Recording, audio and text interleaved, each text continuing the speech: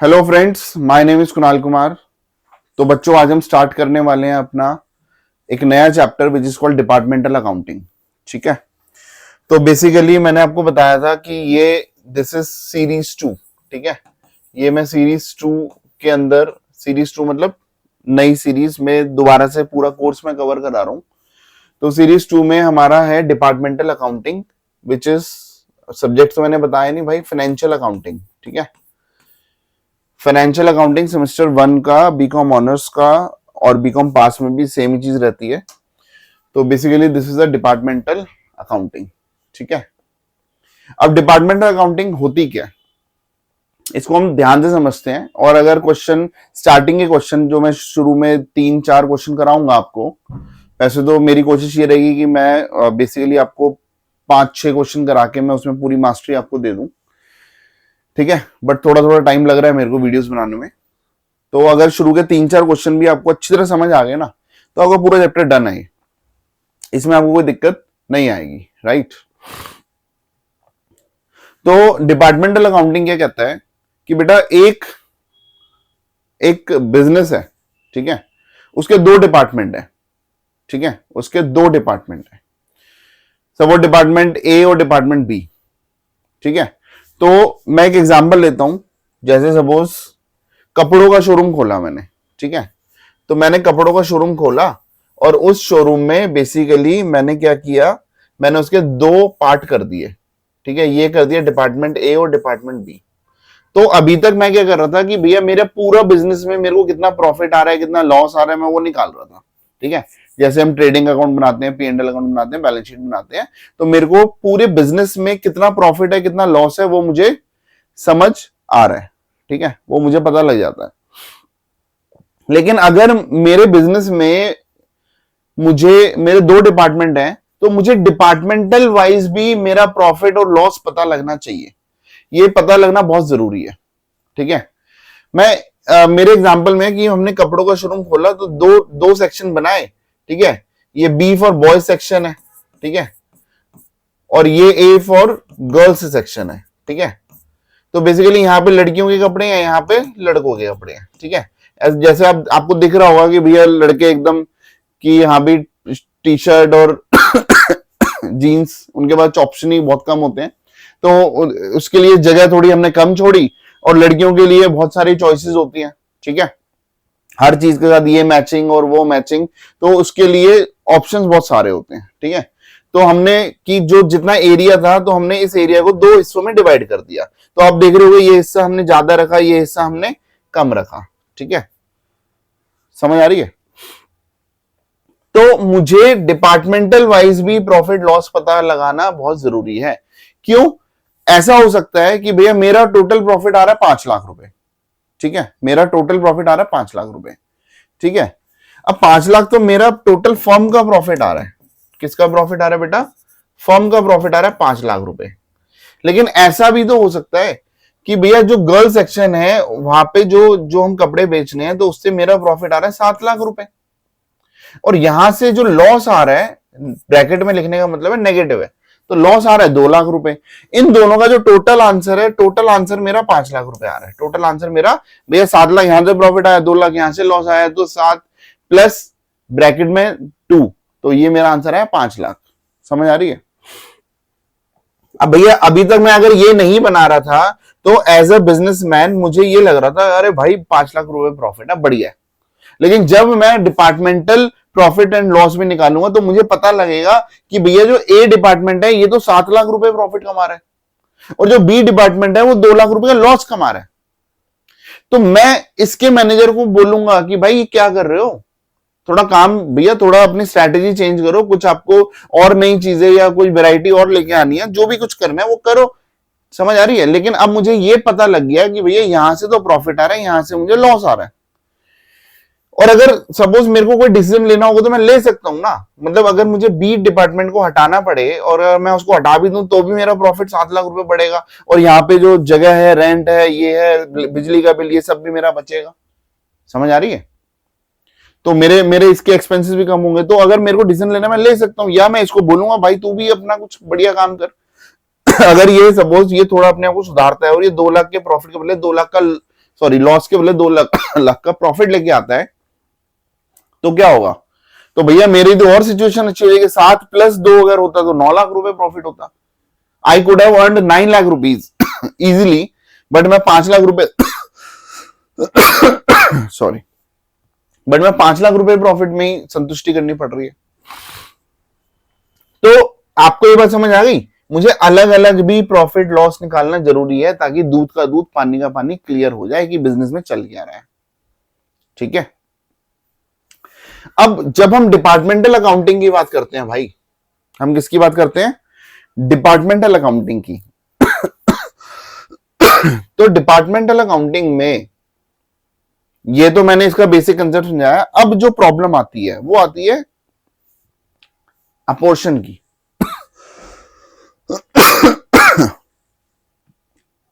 अब प्रॉब्लम आती है अपोर्शन की। सर अपोर्शन क्या होता है? मैं आपको छोटे छोटे 2-3 एग्जांपल देता हूं। सपोज भैया पूरा फ्लोर है जिसको मैंने 2 पार्टीशन ऐसे करे हुए हैं, और पूरे फ्लोर का बिजली सपोज रेंट है सपोज 1 लाख रुपए। पूरे फ्लोर का रेंट कितना है? 1 लाख रुपए।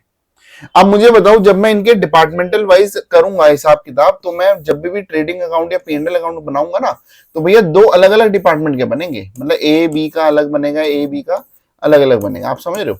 तो इसमें अगर मुझे रेंट डालना होगा तो रेंट 1 लाख रुपए है, तो मैं क्या करूंगा? इसको डिवाइड कर दूंगा। डिवाइड किस रेशियो में करूंगा? जिस रेशियो में इनका एरिया होगा, राइट।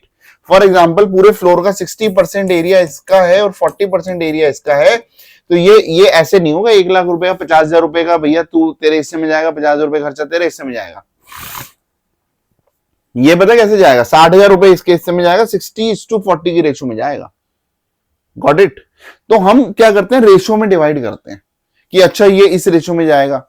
समझ आ रही है? बिजली का बिल आएगा, अब बिजली का बिल आएगा तो भैया बिजली का बिल थोड़ा डिवाइड कर देंगे इक्वली, वो तो गलत हो जाएगा इसके लिए। समझ आ रही है? जैसे आप सोचो कि अगर आप 2 दोस्त एक फ्लैट में रहते हो और एक के पास बड़ा कमरा है, दूसरे पास छोटा कमरा है, तो भैया आप रेंट को इक्वली थोड़ी डिवाइड करोगे। जो बड़ा कमरा जिसने लिया हुआ भैया वो ज्यादा रेंट देगा, प्रोपोर्शनेटली रेंट देगा। ऐसे ही जब हम क्या करते हैं, बिजली का बिल होता है तो या तो हम सब मीटर लगा लेते हैं, सब मीटर लगा ले तो एकदम क्लियर हो जाता है। सब मीटर नहीं लगता तो भी हम भैया कोई ना कोई बेसिस तो रखेंगे ना। समझ आ रही है? कोई ना कोई बेसिस रखेंगे, तो उस हिसाब से हम अपना बिजली का बिल डिवाइड करेंगे। तो बिजली के बिल के लिए भी बेसिस होता है कि भैया कितने इलेक्ट्रिक पॉइंट्स हैं। समझ आ रही है?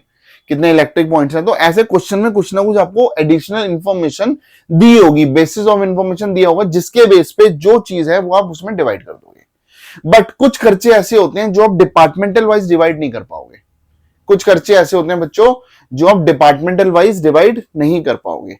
सर वो कौन से खर्चे होते हैं? भैया जैसे सपोज अकाउंटेंट की सैलरी है, आपने एक अकाउंटेंट रखा हुआ है, ठीक है, कि भैया जो भी जैसे आप कभी जाते हो ना कहीं शॉपिंग वॉपिंग करने, तो लास्ट में काउंटर होता है जहां पे आपको बिल देना होता है। अब भैया आपने एक ही अकाउंटेंट को रखा हुआ है, चाहे वो लड़कियों का कपड़े कोई खरीद रहा है, कोई लड़कों खरीद रहा है, वो वहीं पे जाके बिलिंग कराएगा। अब भैया ये डिवाइड करना बड़ा पेचीदा काम हो जाता है कि अच्छा उसने लड़कियों के कपड़ों की बिलिंग कितनी करी, लड़कों के कपड़ों की बिलिंग कितनी करी। It is very difficult, right.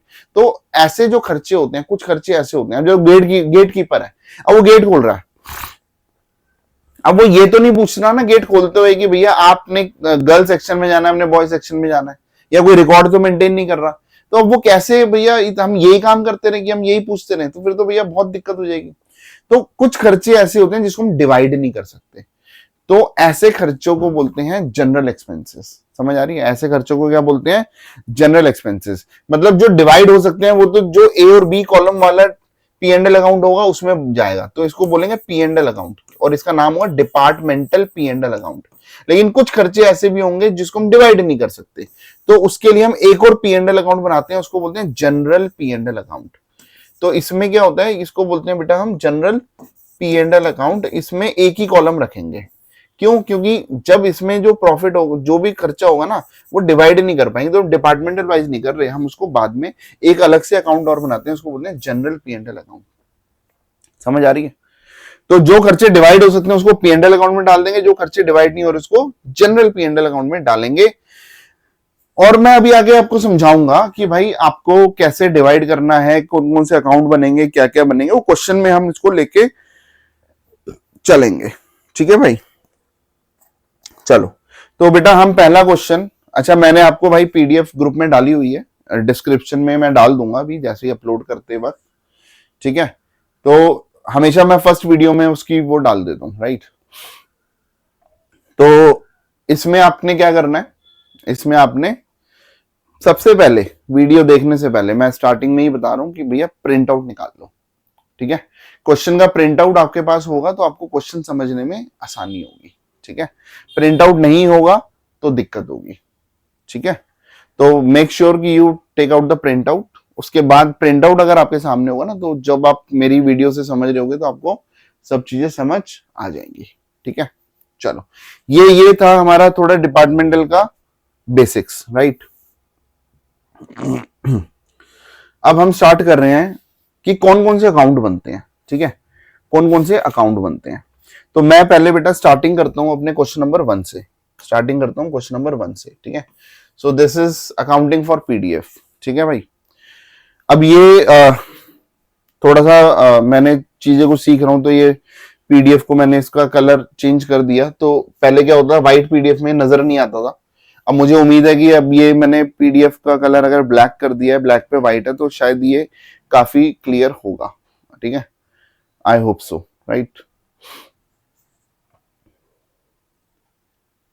ठीक है भाई, चलो। अरे एक बार देखता हूं इसमें अगर लिखना पड़े तो लिख सकते हैं क्या। हाँ, लिख सकते हैं, है ना।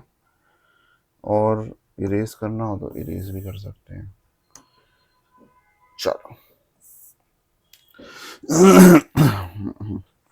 और अगर मैं दोबारा इस पे जाता हूँ, फिर दोबारा इस पे आता हूँ, मैंने लिखा,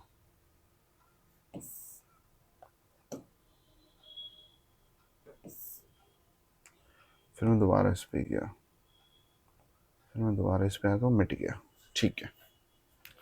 मतलब अगर मैं एक पीडीएफ के बाद दोबारा से नोट पे जाता हूँ, अपने जो मेरा स्मार्ट बोर्ड है जिसमें हम लिखते हैं, वो अलग सॉफ्टवेयर है, ये अलग पीडीएफ है, ठीक है।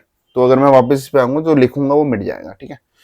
चलो, I was checking out that, right. तो बेटा ये हमारा चैप्टर अकाउंटिंग फॉर डिपार्टमेंट, जिसको मैं बोलता हूँ डिपार्टमेंटल अकाउंटिंग, एक ही बात है भाई, ठीक है। क्वेश्चन 1 शुरू करते हैं। क्वेश्चन 1 कह रहा है education limited has 2 departments X and Y, ठीक है भाई। अच्छा, 2 डिपार्टमेंट है एक्स एंड वाई। अगर मैं गलती से ए और बी बोल दूं तो समझ जाना, ठीक है, कि भाई एक्स ए के लिए और वाई बी के लिए, ठीक है। बट मैं कोशिश करूं एक्स और वाई बोलूं। From the following particular prepare the departmental trading and consolidated trading and P&L account for the year ended 31 मार्च, ठीक है। ओपनिंग स्टॉक मुझे क्वेश्चन में दिया हुआ है, ओपनिंग स्टॉक मुझे दिया हुआ है, this is 20,000, right. Opening stock मुझे दिया हुआ है 20,000, ठीक है। एक्स डिपार्टमेंट का ओपनिंग, वाई डिपार्टमेंट का ओपनिंग। ऐसे ही मुझे परचेसेस दिया हुआ है, ठीक है। ऐसे ही मुझे सेल्स दिया हुआ है, ठीक है भाई। ऐसे ही मुझे वेजेस दिया हुआ है, ऐसे ही मुझे कैरेज, ठीक है। तो ये बहुत सारी चीजें होती हैं भाई, ठीक है, होती है ना। सर ये किससे रिलेटेड है, ये है 11th क्लास का जो हम ट्रेडिंग P&L अकाउंट बनाते थे। क्या करते थे मैं आपको समझाता हूं, ठीक है। जब हम 11th क्लास में होते थे तो हमारे पास 2 अकाउंट होते थे, ठीक है। हमारे पास तीन चीजें बनती थी mainly, trading account, P&L account और बैलेंस शीट, ठीक है। तो भाई इस क्वेश्चन में हम क्या करने वाले हैं, हम ट्रेडिंग अकाउंट बनाने वाले हैं, ठीक है। हम क्या बनाने वाले हैं, ट्रेडिंग अकाउंट बनाने वाले हैं, ठीक है। तो सर ट्रेडिंग अकाउंट में क्या क्या चीजें होती थी, एक बार मैं जरा आपको याद करा देता हूं, याद करो भाई। ये भी मिटा दूंगा मैं, ठीक है।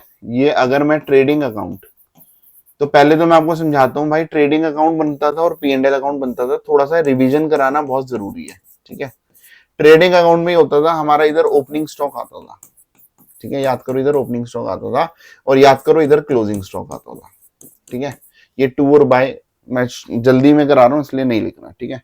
और याद करो इधर आते थे डायरेक्ट एक्सपेंसेस, क्या आते थे, डायरेक्ट एक्सपेंसेस। ट्रेडिंग अकाउंट में डायरेक्ट आते थे और P&L में सारे इनडायरेक्ट आते थे, समझ आई। फिर हमारे पास ट्रेडिंग अकाउंट में कैरेज इनवर्ड आता था, क्या आता था, कैरेज इनवर्ड। ये 11th क्लास की बातें बता रहा हूं, ठीक है, कि भैया मेरी फैक्ट्री में कोई रॉ मटेरियल लेके ट्रक आया तो उसका जो भाड़ा है वो मेरे लिए डायरेक्ट एक्सपेंस होता है। अब मेरी फैक्ट्री में एसी बन रहे हैं, एसी बन गए, एसी बनने के लिए बेचने के लिए मेरे को देना पड़ रहा है, मैं किराए मतलब ट्रक दिया बाहर कि भैया इस कंपनी में इस जहां पे छोड़ गया, तो वो मेरे लिए क्या होता था, कैरेज आउटवर्ड। तो carriage inward is related with manufacturing, तो इसका मतलब वो ट्रेडिंग में आता था। कैरेज आउटवर्ड आपका P&L अकाउंट में आता था क्योंकि वो सेल्स से रिलेटेड है। तो जो भी मैन्युफैक्चरिंग से रिलेटेड होता था वो ट्रेडिंग अकाउंट में आता है, जो भी सेल्स से रिलेटेड होता है वो P&L अकाउंट में आता है। ठीक है भाई, तो कैरेज इनवर्ड इधर आता था, याद करो कैरेज आउटवर्ड इधर आता था। ठीक है, और अगर आपको कुछ नहीं दिया होता तो हम उसको मान लेते थे कैरेज इनवर्ड है। ठीक है, इधर सारे इनडायरेक्ट एक्सपेंसेस आते थे, इधर सारे इनडायरेक्ट एक्सपेंसेस आते थे, है ना, मतलब, और इधर ठीक है फैक्ट्री के एक्सपेंसेस इधर आते थे। अगर फैक्ट्री का सपोज रेंट है तो इधर आएगा, ऑफिस का रेंट है तो इधर आएगा, ये सारी बातें आप सबको पता है। ठीक है, इधर इधर मोटा मोटी सबसे इंपॉर्टेंट होती थी हमारी सेल्स। ठीक है, और इधर हमारे होते थे इनडायरेक्ट इनकम्स। क्या होती थी, इनडायरेक्ट इनकम्स। ये बातें कुछ याद आ रही हैं। ठीक है, और भी एक दो इंपॉर्टेंट बातें होती थी, इधर वेजेस आते थे और इधर सैलरीज आती थी, है ना, याद आ रहे, 11th की कुछ बातें थी जो हमने पढ़ी थी। ठीक है, ये सब मोटा मोटी चीजें होती थी। और इधर मेरा ग्रॉस प्रॉफिट आता था, जब मेरा ट्रेडिंग अकाउंट होता था इधर ग्रॉस प्रॉफिट आता था, इधर आता था ग्रॉस लॉस होता था। ठीक है, और ये जो ग्रॉस प्रॉफिट है ये हम इधर ट्रांसफर करते थे, ग्रॉस प्रॉफिट, फिर इधर मैं सारे जो भी इनडायरेक्ट एक्सपेंसेस होते उसको माइनस करता था तो मेरा नेट प्रॉफिट आता था। क्या आता था, नेट प्रॉफिट। यहां तक बातें क्लियर है ना। तो ट्रेडिंग में भाई ये कुछ 3-4 चीजें होती थी जो आपको याद करनी होती थी। ठीक है, अच्छा एक चीज तो मैं सबसे इंपॉर्टेंट भूल ही गया भाई, एक चीज तो मैं भूल गया, सबसे इंपॉर्टेंट इधर परचेजेस आते थे, है ना, परचेजेस आते हैं। हम रॉ मटेरियल परचेज करें ना तो मेरा डायरेक्ट एक्सपेंस है, क्योंकि परचेज इधर आएगा, सेल्स इधर आएगा। ठीक है, परचेज इधर आएगा और सेल्स इधर आएगा। और एक बात और मैं बताना चाहूंगा क्योंकि वो मेरे क्वेश्चंस में काम आएगा, अगर मुझे परचेज में से परचेज रिटर्न माइनस करना होता था, परचेज में से परचेज रिटर्न माइनस करना होता तो मैं इधर ही माइनस कर देता था, इसी के नीचे अंदर वाले कॉलम में माइनस परचेज रिटर्न। या मेरा दूसरा तरीका क्या होता था, मैं इधर परचेज रिटर्न माइनस नहीं कर, मैं इधर लिखूंगा।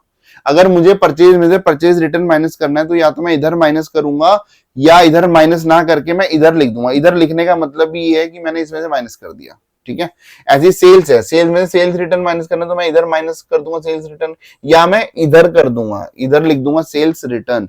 तो इधर सेल्स इधर है, इधर सेल्स रिटर्न लिखने का मतलब यही है कि मैंने इसमें से माइनस कर दिया। ये बातें आपको समझ आ रही हैं? ठीक है, मैं कोई भी चीज छोड़ना नहीं चाह रहा, इसलिए मैं ये सारे बेसिक्स आपको बता रहा हूं, क्योंकि जब मैं क्वेश्चंस पे आएंगे ना तो हमें ये वाली चीजें काम आएंगी। ठीक है, हमें ये वाली चीजें काम आएंगी। डन है, ठीक है भाई, चलो। तो ये हमारा क्वेश्चन था।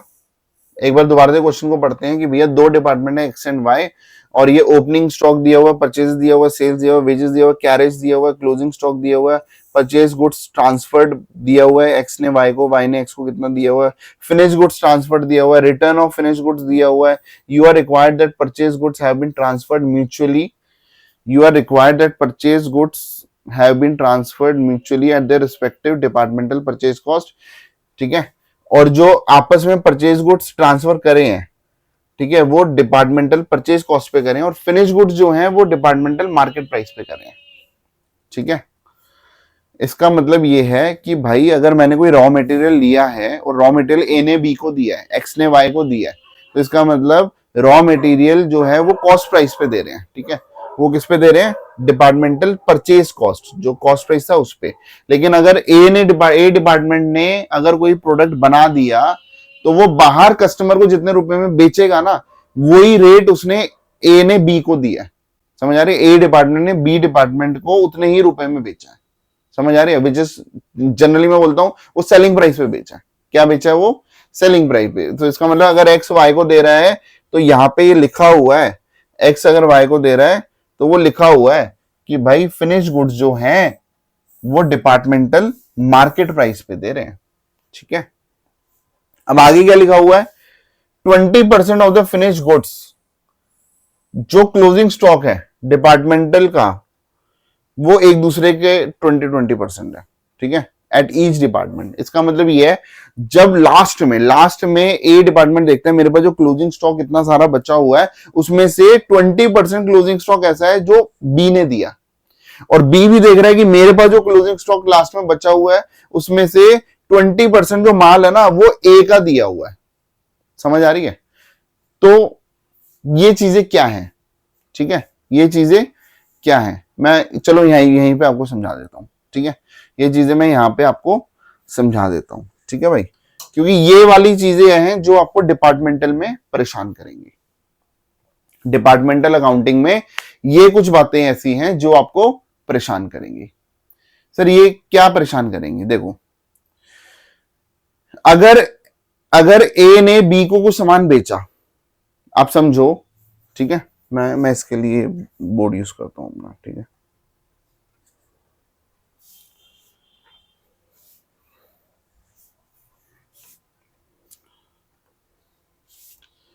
ये ए है और ये बी है। आप ये सोचो ए और बी दो बहनें हैं, ठीक है, ए और बी दो बहनें हैं और दोनों ने बिजनेस स्टार्ट किया, ठीक है, दोनों ने बिजनेस स्टार्ट किया। तो भाई इसका काम है सपोज जीन्स का और इसका काम है सूट्स का, ठीक है, तो इसका काम सपोज जीन्स का है और इसका काम है सूट्स का, ठीक है। तो अच्छा दोनों तो एक ही घर है, समझ आ रही है, दोनों तो एक ही घर है, मतलब फर्म एक ही है, दो अलग अलग डिपार्टमेंट है, समझ आ रही है, मतलब पापा ने दोनों को बिजनेस शुरू करके दे दिया कि भाई इसके जीन्स का शोरूम खोल दिया, इसका सूट्स का शोरूम खोल दिया, ठीक है। अब इन दोनों ने आपस में सोचा कि भाई इन दोनों की दुकान अलग अलग जगह पे है, ठीक है, तो इन दोनों ने सोचा कि भाई मेरे पास सूट्स तो बिकते ही हैं, तो अगर मैं एक छोटा सा एरिया में अगर मैं जीन्स को भी डिस्प्ले कर दूं तो मेरी जीन्स भी बिक जाएंगी, है ना। तो बी, मैं जस्ट एक एग्जांपल दे रहा हूं भाई, ये एक एग्जांपल दे रहा हूं, ठीक है। तो ए ने बी को 100 जीन्स दे दी, ए ने बी को 100 जीन्स दी, ठीक है, और ऐसे बी ने ए को 50 सूट्स दिए, बी ने ए को कितने सूट दिए? 50, ठीक है। मैं आपको बस एक समझा रहा हूं चीज कि भाई अगर ए ने बी को 100 जीन्स दी तो इसने तो भैया 20 मतलब इसने अपनी सेल्स मान ली, इसने अपनी सेल्स मान ली, ठीक है, और बी ने ए को बेच दिया तो बी ने मान लिया मेरे 50 सूट बिक गए।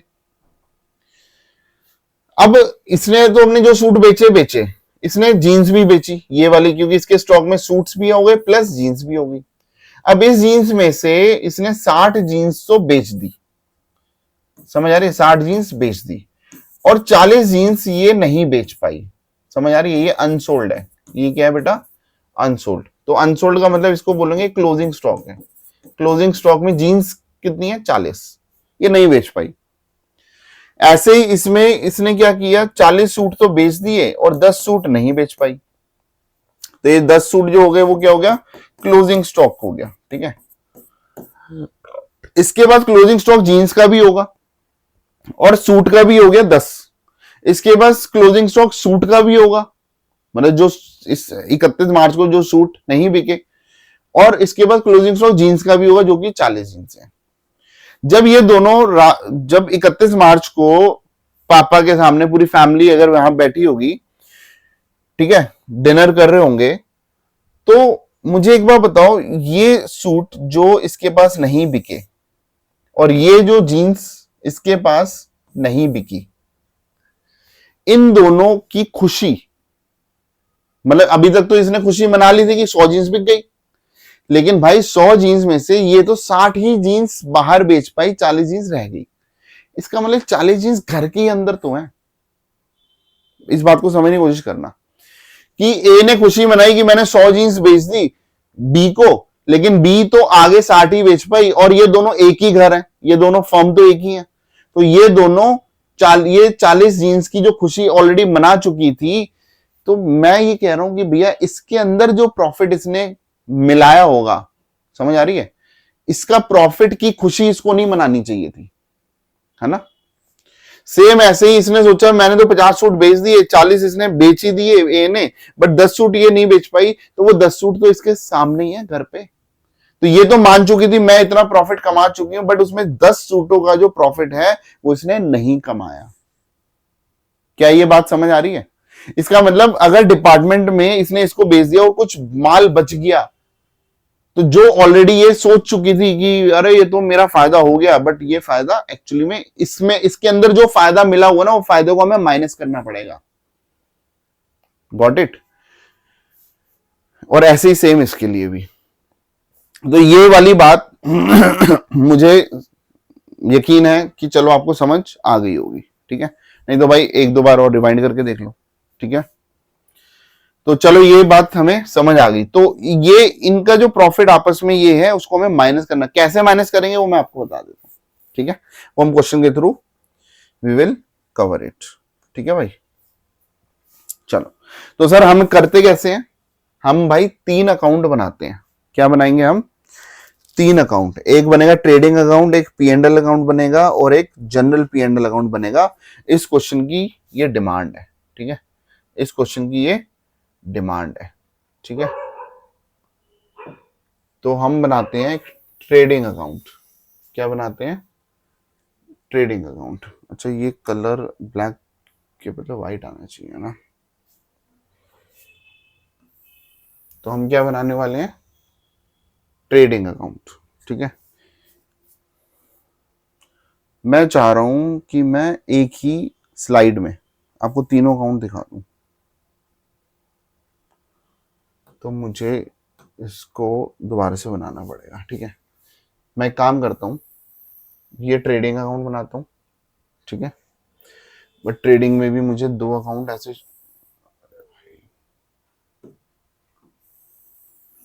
ये ट्रेडिंग अकाउंट है, बट इसमें मुझे 2 कॉलम दिखाने पड़ेंगे, है ना?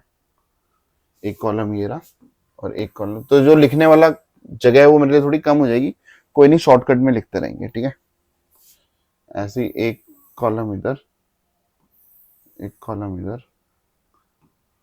एक कॉलम इधर, ठीक है?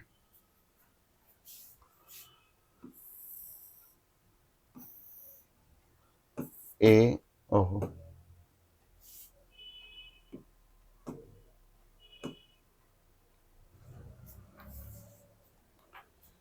फिर ऐसे ही ये ट्रेडिंग अकाउंट बनेगा, ये मेरा बनेगा P&L अकाउंट, ठीक है? ये मेरा बनेगा P&L अकाउंट।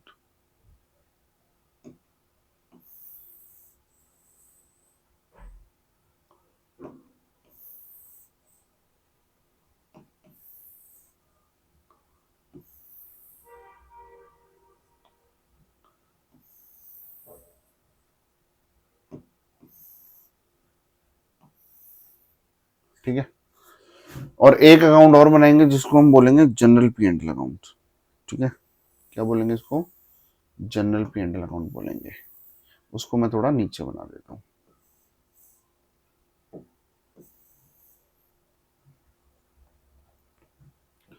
तो सर जनरल P&L अकाउंट में मैं एक ही कॉलम अमाउंट का बना रहा हूं, मैं अमाउंट का एक ही कॉलम बना रहा हूं, ठीक है?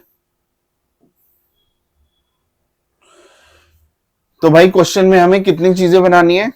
इस क्वेश्चन में हमें 3 चीजें बनानी है। इस क्वेश्चन में हमें 3 अकाउंट बनाने हैं। तो जैसे ये है डिपार्टमेंट एक्स, ठीक है? क्या है ये? डिपार्टमेंट एक्स, ठीक है?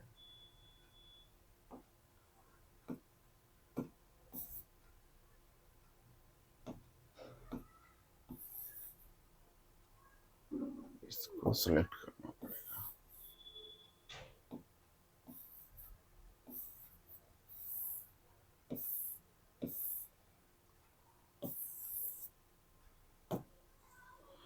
ठीक है। Department X, department Y, department X, department Y, department X, department Y, department X, department Y. इसमें एक्स वाई डिपार्टमेंट नहीं है क्योंकि ये है ट्रेडिंग अकाउंट, तो इसका हम नाम डालेंगे डिपार्टमेंटल। क्या डालेंगे? डिपार्टमेंटल ट्रेडिंग अकाउंट, ठीक है? इसका नाम डालेंगे डिपार्टमेंटल P&L अकाउंट। और इसका नाम डालेंगे general P and L account. ठीक है, इसका नाम होगा general P and L account. ठीक है भाई, ठीक है, तो ये बात हमें क्लियर है, राइट। तो सर इधर कोई डिपार्टमेंट नहीं है, इधर मैं बस अमाउंट का कॉलम डालूंगा, अमाउंट का कॉलम डालूंगा। देखो इधर मैंने डिपार्टमेंटल पर लिखा ना, क्योंकि ये जनरल है। ठीक है, अब भाई डिपार्टमेंटल में जब हमारा क्वेश्चन स्टार्ट होता है तो क्वेश्चन सबसे पहले कहता है, क्वेश्चन कहता है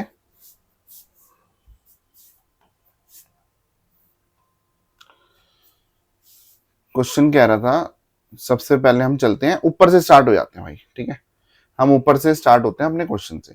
तो सबसे पहली चीज आती है हमारे पास ओपनिंग स्टॉक। क्या होती है? Opening stock.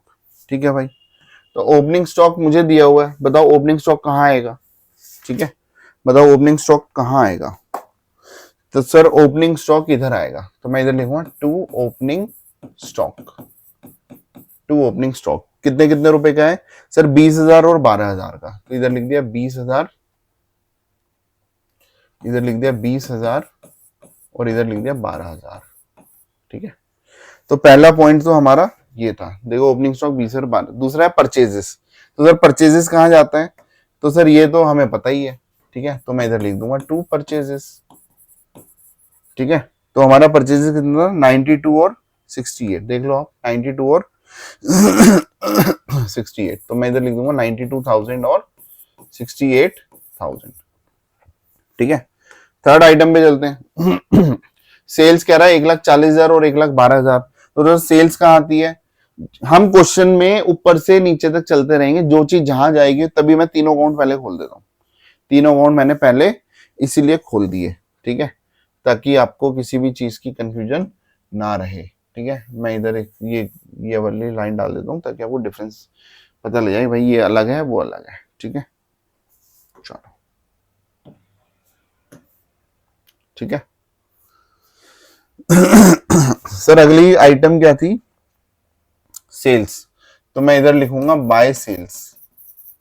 तो सर सेल्स कितना है? 1,40,000, 1,12,000। तो मैं इधर लिख दूंगा 1,40,000 और इधर लिख दूंगा 1,12,000। ठीक है, चलो। तो सर सेल्स के बाद जो अगला आइटम था, सेल्स के बाद अगला आइटम क्या है? वेजेस। तो आपको पता है वेजेस कहाँ आते हैं? वेजेस दिए हुए हैं 12,000 और 8,000। वेजेस दिए हैं 12,000 और 8,000। तो सर वेजेस तो इधर ही आते हैं। ठीक है, 12,000 और 8,000। ठीक है, तो सर वेजेस के बाद नेक्स्ट चीज क्या आती है? कैरेज। केवल कैरेज लिखा हुआ है, तो कैरेज का मतलब हम बाय डिफॉल्ट कैरेज इनवर्ड मान लेंगे। ठीक है, तो कैरेज हमारे कहाँ जा रहे हैं भाई? 2,000 और 2,000। तो 2,000 का खर्चा इधर है, 2,000 का खर्चा इधर है। ठीक है, तो सर कैरेज 2,000 2,000 लिख दिया। उसके बाद क्लोजिंग स्टॉक लिखा हुआ है परचेज गुड्स और फिनिश गुड्स। परचेज गुड्स है कि मैं मार्केट से जो रॉ मटेरियल खरीद रहा हूँ वो, ठीक है, और उसको मैं चेंज कर रहा हूँ, मतलब उसको बना रहा हूँ, तो उसको बनने के बाद फिनिश गुड्स बन जाएगा। तो क्लोजिंग स्टॉक मेरा परचेज गुड्स का कितना है?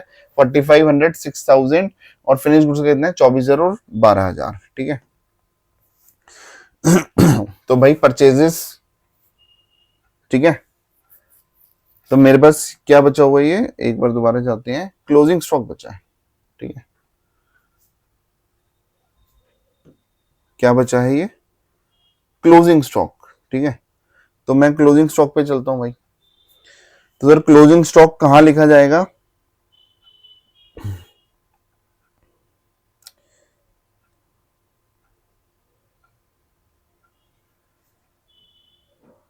$4500 और 6,000 था ना परचेज गुड्स का। तो मैं इधर लिखूंगा, इधर मैं लिखूंगा बाय क्लोजिंग स्टॉक। क्या लिखूंगा? By closing stock. तो क्लोजिंग स्टॉक में हमारे पास दो टाइप के आइटम थे, ध्यान से सुनो। Purchase goods 45,600। ठीक है, तो मैं इधर लिख दूंगा purchase goods. Purchase goods, purchase goods का क्लोजिंग स्टॉक कितना है? 4,500 और 6,000। तो सर यहां तक कोई दिक्कत नहीं है। ठीक है, परचेज गुड्स का 4,500 और 6,000। सर फिनिश गुड्स का कितना है? 24,000 और 14,000। ठीक है, फिनिश गुड्स का कितना है? 24,000 और 14,000।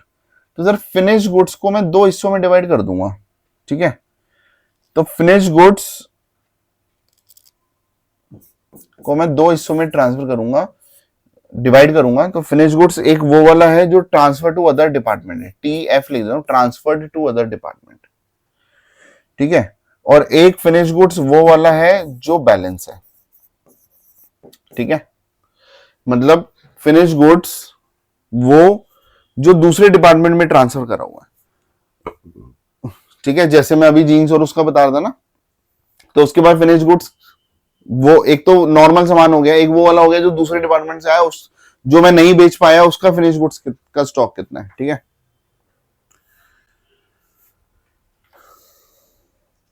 तो सर ये जो है ये हमारा आंसर है 4800 और 2800। ये है 4800 और ये है 2800। सर ये क्वेश्चन में तो कहीं दिया नहीं हुआ, क्वेश्चन में तो कहीं दिया नहीं हुआ 4800 और 2800, ठीक है। देखो फिनिश गुड्स कितना दिया हुआ 24000, ए के जो एक्स के पास है वो फिनिश गुड 24000 है और वाई के पास फिनिश गुड्स कितना है 14000। लेकिन सर 24000 में से आपने ये कैसे बोल दिया कि ये 4800 और ये 2800 24000 में से है ये? तो सर कैसे? भाई एक लाइन लिखी थी, ये पहला क्वेश्चन भाई बहुत इंपॉर्टेंट होता है, ध्यान से सुनना, ठीक है।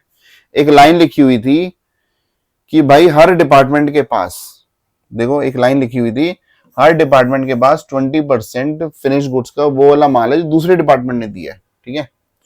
तो यहां से मुझे ये चीज समझ आई कि भाई ये जो 24,000 और 14,000 है ना, ये जो 24,000 और 14,000 है, तो 24 का 20% कितना है? 24 का 20% कितना हो गया? 4800। तो 4800 वाला माल इसके पास वो है जो दूसरे डिपार्टमेंट ने दिया है, समझ आ रही है? जो वाई डिपार्टमेंट ने दिया था वो वाला क्लोजिंग स्टॉक है, ठीक है। और सर इसके पास वो 14,000 का 20% कर लो, 2800 हो गया। तो 14,000 का कितना हो गया? 2800। तो ये वो वाला माल है, समझ आ रही है? ये 20% जो इनके पास क्लोजिंग स्टॉक है, तो जो क्लोजिंग स्टॉक ऑलरेडी बता रहा है ना 24,000 का, उसका 20% माल दूसरे डिपार्टमेंट का है। तो क्लोजिंग स्टॉक में ही लिख रहे हैं हम, लेकिन मैं इसको लिख रहा हूं कि भैया ये 4800 वाला माल वो है जो वाई ने दिया है और वाई के पास 2800 वाला माल वो है जो एक्स ने दिया है फिनिश गुड्स का। तो सर अगर ये 4800 हो गया तो ये 19,200 हो गया। ये 19,200 कैसे आया? कि भाई टोटल 24,000 था ना, तो अगर 24,000 में से 4800 माइनस कर दिया 19,200 है। और ये कितना? 14,000, 14,000 में से 2800 माइनस कर दिया तो ये आ गया 11,200। कितना आ गया? 11,200, ठीक है। मतलब यहां तक बात क्लियर है? एक एक पॉइंट को समझते हुए चलेंगे, ठीक है। एक एक पॉइंट को समझते हुए चलेंगे और हम क्वेश्चन में ऐसे चलेंगे ऊपर से नीचे, ठीक है। कोई भी पॉइंट को छोड़ना नहीं है। सर अब हम यहां पे आ चुके हैं, देखो यहां तक कर लिया ना हमने, 24,000 और 14,000 तक कर लिया, ठीक है। अब हम यहां पे हैं परचेज गुड्स। तो भाई परचेज गुड्स ट्रांसफर्ड कितना है? y टू x है 10,000, ठीक है। और x टू y कितना है? 8,000, ठीक है। तो y ने जो परचेज गुड्स ट्रांसफर किया था, दो टाइप के गुड्स हैं, एक रॉ मटेरियल मान लो और एक फिनिश गुड्स। तो रॉ मटेरियल मतलब परचेज गुड्स, ठीक है। तो परचेज गुड्स y ने x को कितना दिया था? 10,000, ठीक है। तो y ने x को कितना दिया? 10,000, ठीक है।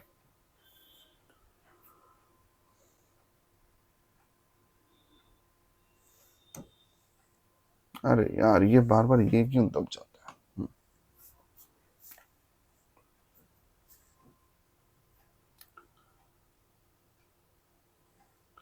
अच्छा, अगर इसने गुड्स ट्रांसफर करे हैं, अगर y ने x को गुड्स ट्रांसफर करे हैं, तो इसका मतलब क्या हुआ?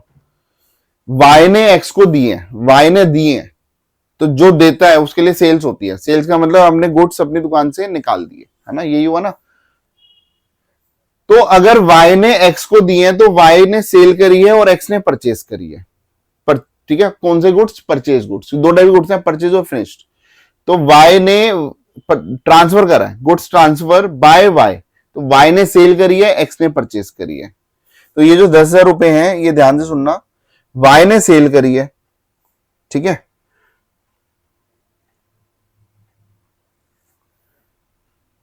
वाई ने सेल करी है, तो उसको सेल की कैटेगरी में लिखेंगे। उसको कहां लिखेंगे बेटा? सेल की कैटेगरी में।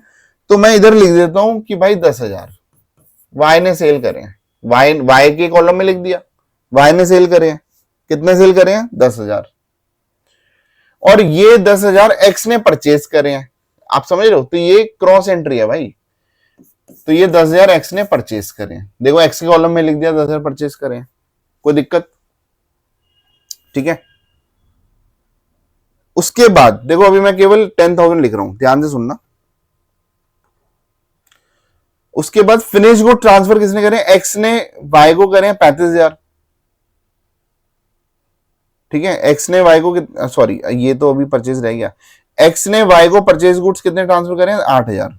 तो इधर एक्स ने सेल करी है, वाई ने परचेज करी है।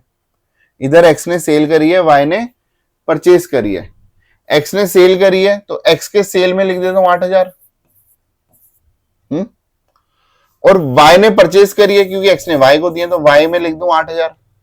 ठीक है भाई, कौन सी चीज कहां लिखनी है वो बहुत मायने रखती है इसमें। ठीक है, ये बात समझ आ रही है? इसको थोड़ा सा मैं छोटा कर देता हूं।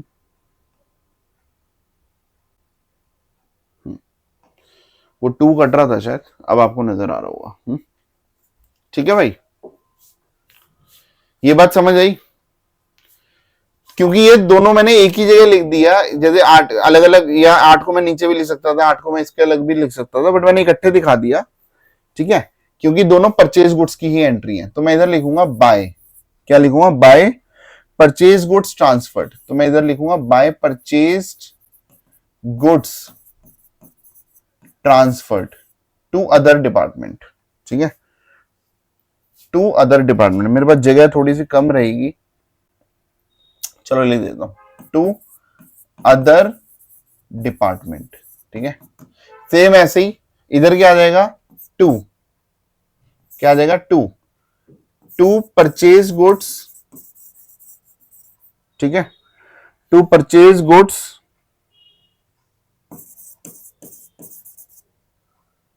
Transferred from other department.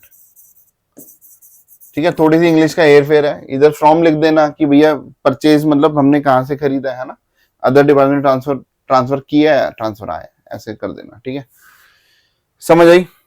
तो भाई ये तो हमें समझ आ गया इस 10,000 और 8,000 का क्या लोचा था। फिनिश गुड्स भी ट्रांसफर हुआ है, एक्स ने वाई को दिया तो एक्स ने सेल करी है 35,000, वाई ने परचेज करी है 35,000। समझ आ रही है? तो मैं एक काम करता हूं, एक्स ने क्या करा है? एक्स ने सेल करी है, transferred by Y, by X to Y. भाई ये टू और फ्रॉम का भी लोचा कर सकते हैं, ध्यान से सुनना। ठीक है, तो बाय एक्स टू वाई, तो finish good transferred by X to Y. X ने बेचा है, वाई ने खरीदा है 35,000। एक्स ने बेचा है, वाई ने खरीदा है। बेचा एक्स ने है, तो एक्स के कॉलम में लिखूंगा ना 35,000, और वाई ने खरीदा है तो वाई के मैं परचेज वाली साइड में लिखूंगा 35,000। सेम ऐसे ही वाई ने बेचा है, वाई ने ट्रांसफर किया है एक्स को, तो वाई ने बेचा है 40,000। वाई ने देखो 40,000 है ना, वाई ने बेचा है 40,000। तो वाई ने बेचा है 40,000 किसको? एक्स को, तो एक्स ने खरीदा है 40,000। ये देखो उल्टी एंट्री है ना, इधर एक्स में लिखा, इधर बाय में। समझ आ रही है लॉजिक? तो हम इधर सेम वही लिख देंगे, by finish goods, same by finish goods transferred लिख देता हूं। अब आप खुद लिख लेना, ट्रांसफर्ड टू अदर डिपार्टमेंट, और इधर लिख देता हूं to finish goods transferred from other department. Done? ठीक है भाई? ठीक है सर, यहां तक तो हमें समझ आ गया एकदम। उसके बाद रिटर्न ऑफ फिनिश गुड्स। अब भाई इसने इसको कुछ जीन्सें दी थी, उसने कुछ जीन्सें वापस कर दिया, ऐसा भी तो होगा ना। तो जो ट्रांसफर हो गया, जो रिटर्न कर दिया, ठीक है, तो इसका मतलब एक्स ने रिटर्न किया है, तो एक्स ने जो परचेज किया था वो रिटर्न किया है। समझ आ रही है? तो एक्स का परचेज कम हो गया, एक्स का परचेज कम हो गया। ठीक है, इस बात को ध्यान रखना। तो एक्स का परचेज कम हो गया। अच्छा, एक्स का परचेज कम हो गया तो एक्स का परचेज बढ़ता तो इधर लिखते, और एक्स का परचेज कम हो गया तो अपोजिट साइड लिखेंगे। ठीक है, तो मैं इधर लिख देता हूं by goods returned, by goods return. भाई कुछ समझ नहीं आ रहा हो ना तो मैं बोल रहा हूं तो लिख लेना, ठीक है, क्योंकि भाई मेरी वीडियो का मतलब ये है कि आप साथ साथ लिख रहे हो, ठीक है, मेरी वीडियो का मतलब है साथ साथ लिख रहे हो। इसको मैं थोड़ा सा जूम करके भी अभी आपको दे बता दूंगा और आप उसका स्क्रीनशॉट ले लेना, ठीक है। By goods return, right. तो by goods return to other department, तो मैं इधर लिख दूंगा टू अदर डिपार्टमेंट, वो आप खुद लिख लेना, ठीक है। तो एक्स ने, देखो क्वेश्चन क्या कह रहा है, ये लैंग्वेज समझना जरूरी है। एक्स ने रिटर्न किया वाई को, तो एक्स का परचेज रिटर्न हुआ ना भाई, एक्स ने परचेज किया तभी तो रिटर्न कर रही है, ठीक है। तो एक्स का परचेज रिटर्न हो गया, तो परचेज इधर हो तो परचेज रिटर्न इधर, तो एक्स ने परचेज रिटर्न किया कितना, 10,000, ये समझना, ठीक है।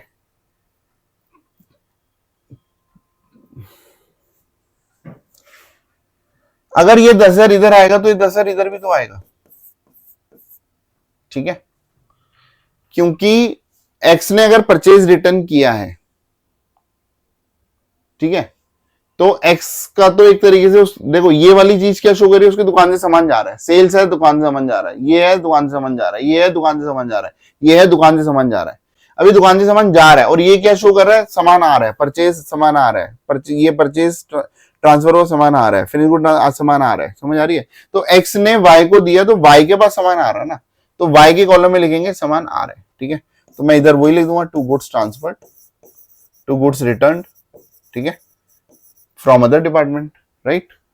और ऐसे ही एक अलग एक और है कि भैया वाई ने गुड्स सॉरी वाई ने रिटर्न कर दिया, देखो वाई ने रिटर्न कर दिया 7,000, तो वाई ने रिटर्न किया है भाई, तो वाई ने रिटर्न किया है, तो वाई की दुकान से सामान निकल गया, निकल गया मतलब सेल्स की तरह है ना। तो वाई ने 7,000 का सामान निकाल दिया, किसको दिया, एक्स को दिया, तो एक्स की दुकान में आ गया, तो एक्स के पास 7,000 आ गया। ये वाली जो इंटर डिपार्टमेंट एंट्री है ना, ये हमेशा सारी उल्टी एंट्री होती है। देखो इधर 8 एक्स में था, 8 वाई में, ठीक है, ऐसे ऐसे डन है।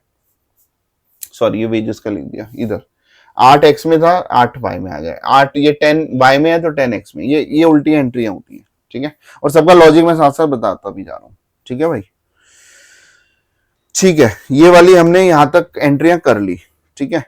उसके बाद हमारी टेबल की जितनी भी चीजें थी वो हमारी सारी कवर हो गई। You are required that purchase,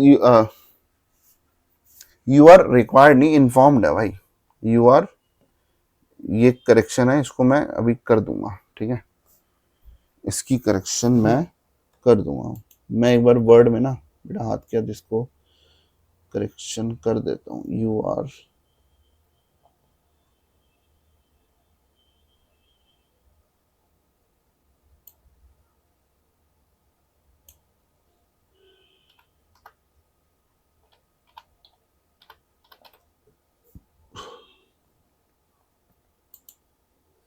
ठीक है। चलो जो आपको पीडीएफ मिलेगी उसमें एक करेक्टेड आएगा, ठीक है। यू आर रिक्वायर्ड नहीं, you are informed that purchase goods have been transferred mutually at their respective departmental purchase cost and finish goods at their. अच्छा मुझे बताओ, परचेज कॉस्ट में प्रॉफिट मिला होता है क्या, परचेज कॉस्ट में प्रॉफिट मिला होता है क्या, नहीं होता। तो इसका मतलब जो परचेज गुड्स से ट्रांसफर करे हैं उसमें कोई प्रॉफिट नहीं मिला हुआ, तो उसका कोई हमें बाद में कोई प्रॉफिट माइनस करने की भी जरूरत नहीं है, समझ आ रही है। और फिनिश गुड्स को किस पे दिया हुआ है, मार्केट प्राइस पे, तो मार्केट प्राइस में प्रॉफिट इंक्लूडेड होता है। तो इसका मतलब जो जो फिनिश गुड्स हमने भेजा है, एक एक्स ने वाई को, वाई ने एक्स को, और जो वो क्लोजिंग स्टॉक बच गया उसके अंदर जो प्रॉफिट वाला ना, वो हमारी अननेसेसरी खुशी है, उसको हमें हटाना है, समझ आ रही है, ठीक है। मतलब मैंने मान लिया मेरा प्रॉफिट हो गया, बट भाई वो तो सामान घर पे ही है ना, जब वो बिका ही नहीं तो उसका प्रॉफिट में कैसे अपना वो, उसकी मैं कैसे पार्टी मनाऊं, राइट। तो अभी पार्टी करने का टाइम नहीं है भाई, तो हमें वो माइनस करना पड़ेगा, उसके बाद जो पैसा बचेगा वो हमारा पार्टी टाइम होगा, राइट, ठीक है। एंड और वो 20% हमारा स्टॉक, वो तो आप सबको पता ही है, ठीक है। चलो तो ये हमने सारी चीजें कर ली थी, और वो 20% वाला रोल भी हमने कर लिया था, ये सारा ट्रांसफर वगैरह भी कर लिया। तो ये सारी चीजें कर कुरा के, ये सारी चीजें कर कुरा के हमें कितना पैसा अब हमारा यहां से निकलेगा, ग्रॉस प्रॉफिट। क्या निकलेगा बेटा, ग्रॉस प्रॉफिट, ठीक है।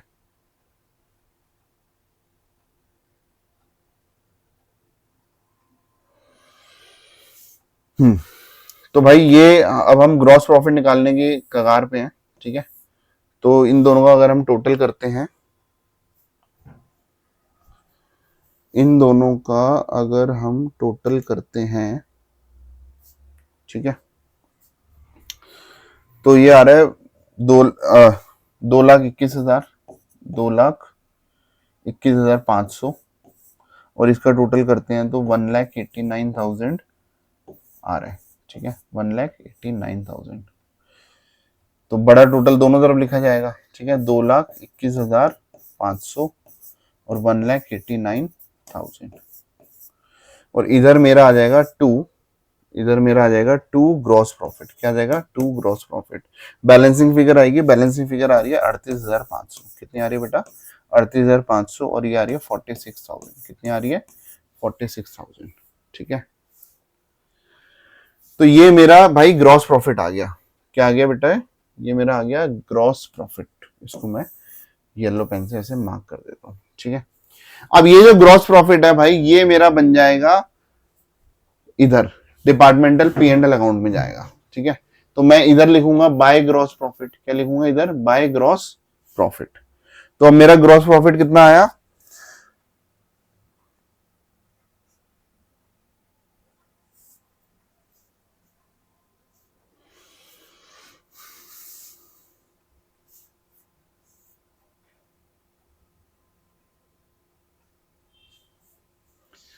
$38,500, और ये है 46,000। मुझे उम्मीद है ये सब नजर आ रहा है, ठीक है। ये 38 लिखा भाई, 38,500 और 46,000। अब सर क्वेश्चन पे दोबारा हो। सर क्वेश्चन में तो ये सारी चीजें जो दी थी वो तो ट्रेडिंग अकाउंट में आ गई। P&L अकाउंट में जो इनडायरेक्ट एक्सपेंसेस थे या जो इनडायरेक्ट इनकम थी वो तो कुछ दिया ही नहीं हुआ क्वेश्चन में, क्योंकि सारी चीजें ट्रेडिंग वाली थी, राइट। अगर भाई सारी चीजें ट्रेडिंग वाली थी तो घबराने की जरूरत ही नहीं है, ठीक है। तो ये जो मेरा है P&L अकाउंट में मेरे कोई खर्चे है ही नहीं, तो मेरा जो ग्रॉस प्रॉफिट आया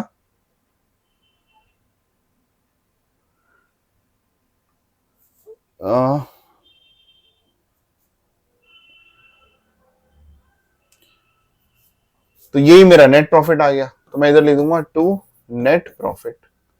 तो मेरा बैलेंसिंग फिगर यही बन रहा ना, 38,500, और ये हो गया 46,000, ठीक है। आप समझ रहे हो? ये एक फॉर्मेलिटी का अकाउंट हो गया। मेरा नेट प्रॉफिट भी यही आया, ठीक है। तो नेट प्रॉफिट किसका आया? डिपार्टमेंट का, ठीक है। किसका आया? नेट प्रॉफिट किसका आया? डिपार्टमेंट का। अब ये यहाँ पे अगर यहाँ पे कुछ और आइटम होती ना तो एक दो चीजें माइनस होके फिर मेरा नेट प्रॉफिट कुछ और होता। अब ये नेट प्रॉफिट इधर आएगा, तो मैं इधर लिखूंगा बाय नेट प्रॉफिट, ठीक है। और मैं ब्रैकेट में लिख दूंगा डिपार्टमेंटल। क्या लिख दूंगा? डिपार्टमेंटल, ठीक है। तो मेरा जो नेट प्रॉफिट है वो क्या है? डिपार्टमेंटल। तो सर वो मेरा डिपार्टमेंट में नेट प्रॉफिट कितना है? इन दोनों को टोटल करा तो ये आ गया 84,500। कितना आ गया बेटा? 84,500, ठीक है। क्यों? क्योंकि सर इन दोनों का टोटल करके अब लिखूंगा कि यहाँ पे एक ही कॉलम है, ये जनरल P&L अकाउंट है, ठीक है। तो कुछ खर्चे ऐसे हैं जो हम इधर माइनस नहीं कर सकते डिपार्टमेंट वाइज, तो हम इधर माइनस करेंगे, ठीक है। तो कुछ खर्चे इधर हैं जो हम इधर माइनस करेंगे, लेकिन अभी क्वेश्चन में जो पेज है ना वो भी आएगा, ठीक है। क्वेश्चन को छोड़ना मत भाई, इस क्वेश्चन के मतलब अभी चीजें हैं इसमें, राइट। अब एक बार बताओ, जो मैं बार बार बोल रहा था कि भाई इसके पास ये जो क्लोजिंग स्टॉक बचा हुआ है, ये जो क्लोजिंग स्टॉक बचा हुआ है, ठीक है, तो ये वाला जो 4500 है, ठीक है। एक बार दोबारा क्वेश्चन पे आते हैं। तो क्लोजिंग स्टॉक वाली एंट्री का है, परचेज गुड्स ये था, फिनिश गुड्स ये था, ठीक है। और क्लोजिंग स्टॉक ए और एक्स और वाई के बाद जो आपस में क्लोजिंग स्टॉक बचा हुआ है वो कौन सा बचा हुआ है, ठीक है। वो एक बार क्वेश्चन को दोबारा पढ़ते हैं। Depart purchase goods and finish goods department and that 20% of finish goods. बस इस बात को ध्यान रखना, ए और बी के बाद जो इंटर डिपार्टमेंटल क्लोजिंग स्टॉक बचा हुआ है वो फिनिश गुड्स का बचा हुआ है, ठीक है।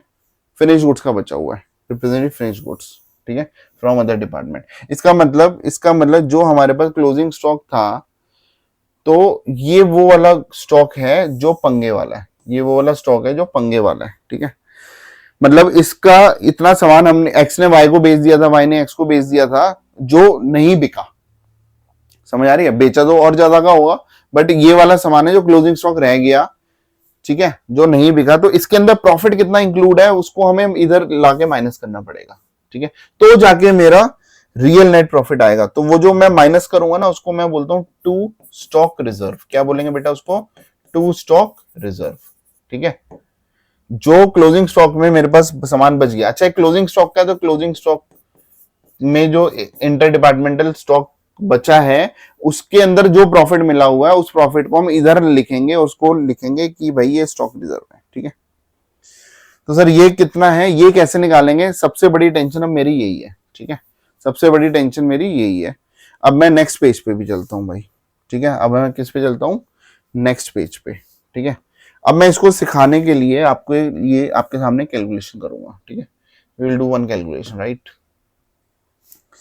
तो हमें सबसे पहले निकालना है सेल्स। ये एक टेबल बनेंगे, इसको मैं बोल दूं वर्किंग नोट्स, ठीक है। तो हम लिखे हैं सेल्स। तो डिपार्टमेंट ए, डिपार्टमेंट एक्स और डिपार्टमेंट वाई। एक्स की सेल्स कितनी है?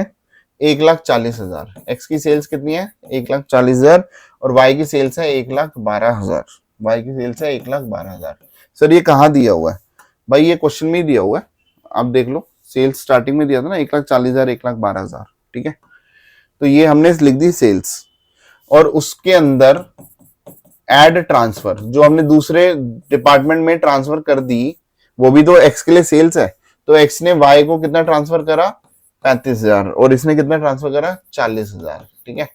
तो सर एक बार क्वेश्चन में कहा लिखा हुआ है भाई, देख लो एक बार, ठीक है। एक्स ने वाई को सेल कितनी करी? 35 और 40। सर ये फिनिश गुड्स का क्यों कर रहे हो? परचेज का भाई, परचेज की टेंशन ही नहीं है, क्योंकि जो क्लोजिंग स्टॉक में बचा हुआ माल है वो ए और एक्स और वाई का आपस में पर फिनिश गुड्स वाला बचा हो। तो फिनिश गुड्स वाले देखेंगे 35,000 और 40,000। क्या देखेंगे बेटा? 35,000 और 40,000। तो इसका मतलब एक्स ने 1,40,000 तो सेल कर दी थी, 35,000 वाई को भी दे दिया, तो उसकी सेल्स में काउंट हो गया, ठीक है। और ऐसा कौन सा फिनिश गुड्स का माल है जो रिटर्न हो गया? ऐसा कौन सा फिनिश गुड्स का माल है जो रिटर्न हो गया? तो उसको हम माइनस भी करेंगे, है ना। माइनस करेंगे कि भैया ये सेल हमने करी थी बट उसने वापस कर दिया। तो आप मुझे बताओ कितना माल वापस किया था, है ना। Return of finish goods 10,000 x ने और 7,000 वाई ने। तो ये उन्होंने वापस भी कर दिया था। तो एक्स ने कितना वापस किया था? 7,000। मतलब एक्स के पास कितना आया? 7,000, ठीक है। और ये 10,000 इसका हो गया। तो ये मैं नेगेटिव उसमें शो कर देता हूं कि ये इसने रिटर्न कर दिया, है ना। ये रिटर्न इसके पास आया था।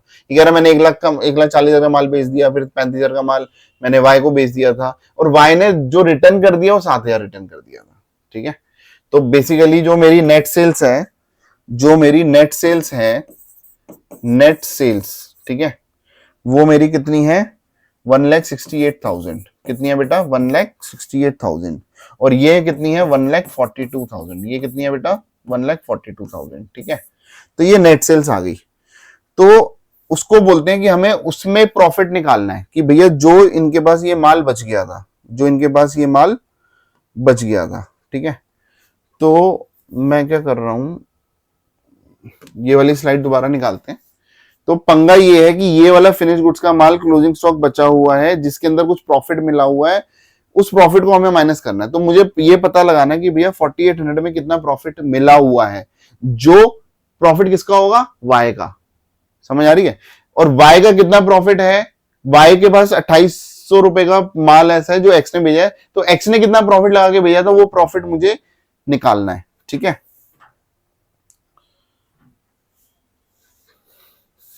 ठीक है, तो हम कहां पे थे? तो बेसिकली अब मैं निकाल रहा हूं अनरियलाइज्ड प्रॉफिट। क्या निकाल रहा हूं? Unrealised profit on closing stock. On closing stock मैं निकाल रहा हूं बेटा unrealised profit on closing stock, ठीक है। तो एक्स का कितना है, ध्यान से समझना है। एक्स के पास 4800 माल ऐसा है जो वाई का है, ठीक है। एक्स के पास कितना माल है? जो y का है, ठीक है,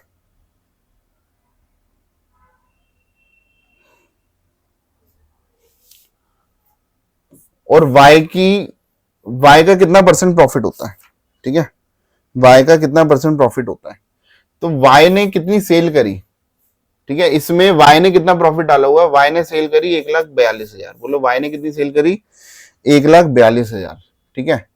तो जब y ने 1,42,000 सेल करी, ठीक है, y ने 1,42,000 सेल करी, तो y ने उसमें प्रॉफिट कितना कमाया। देखो y, इसको बोलते हैं जीपी रेशो। मैं वो जो निकाल रहा हूँ जीपी रेशो निकाल रहा हूँ। तो जीपी रेशो क्या निकाल रहा हूँ, जो इसका ग्रॉस प्रॉफिट हुआ था y का 4600 कितनी सेल में से, तो प्रॉफिट अपॉन सेल्स इंटू 100, या मैं आपको ऐसे करके बता दूं, ठीक है, या मैं आपको ऐसे करके बता दूं। तो चलो मैं एक काम और करता हूं, ठीक है, ये और अच्छी तरह समझ आ जाएगा। मैं निकाल रहा हूं जीपी रेशो, ठीक है, जीपी रेशो, ठीक है, एक्स की, एक्स कितना प्रॉफिट में, मतलब उसका जो सेल करता है उसमें कितना परसेंट प्रॉफिट होता है, पहले वो जीपी रेशो निकाल लेते हैं। इसको मैं हटा देता हूँ, इसको मैं हटा देता हूँ, ठीक है। तो हम निकालते हैं जीपी रेशो। तो भाई जीपी रेशो एक्स का कितना है, एक्स ने 46,000 प्रॉफिट कमाया, ठीक है, एक्स ने 46,000 प्रॉफिट कमाया, कितने रुपए पे, 1,42,000 पे। क्या ये बात समझ आ रही, 1,42,000 पे। ये निकालना मुझे पड़ा क्योंकि जो उसका नेट सेल्स है वो ये मानी जाएगी, ठीक है। तो gross profit upon sales into 100, ये मैं कर दूंगा तो ये ना इसका परसेंटेज आ जाएगा, ये इसका परसेंटेज आ जाएगा। ऐसे वाई कितना परसेंट प्रॉफिट कमाता है, ठीक है, वाई कितना परसेंट प्रॉफिट कमाता है, नहीं नहीं, ये तो मैंने वाई का निकाल दिया, ये मैंने किसका निकाल दिया भाई, वाई का, ठीक है, ये मैंने वाई का निकाल दिया कि वाई इतना प्रॉफिट कमाता है 46,000 आउट ऑफ 1,42,000, ठीक है। और अब एक्स का निकाल रहा हूं, ठीक है। तो एक्स कितना प्रॉफिट कमाता है, एक्स का प्रॉफिट कितना आया था, एक्स का प्रॉफिट आया था भाई 38,500। तो एक्स की जीपी रेशो अगर मैं निकालूं तो ये आया 38,500 आउट ऑफ कितना, 1,68,000, 1,68,000, और उसको 100 से अगर मैं मल्टीप्लाई कर दूंगा तो ये दोनों का परसेंटेज आ जाएगा, ये दोनों का क्या आ जाएगा, परसेंटेज, ठीक है भाई, ये दोनों का परसेंटेज आ जाएगा। तो अगर मैं इसके मैं परसेंटेज अगर मैं निकालना चाहूं, ठीक है, तो मैं एक बार कैलकुलेटर यूज करता हूं और एक बार आपको बता देता हूं कि भैया इनका परसेंटेज कितना है, ठीक है, how much is the percentage. तो ये है 46,000 डिवाइडेड बाय 42,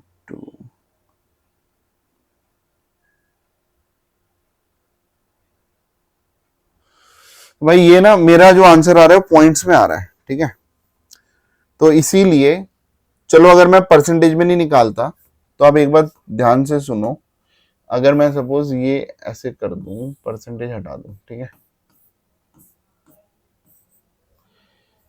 अगर मैं परसेंटेज में नहीं निकाल रहा, फ्रैक्शन में निकाल रहा हूं, तो ये क्या होगी इनकी जीपी रेशो, ठीक है। भाई परसेंटेज और फ्रैक्शन में क्या फर्क है, अगर मैं 100 से मल्टीप्लाई कर दूं परसेंट में कन्वर्ट हो गया। मैंने जीपी रेशो को फ्रैक्शन में निकाल दी क्योंकि पॉइंट में आंसर आ रहा है, ठीक है, ये ध्यान रखना इतना, ठीक है।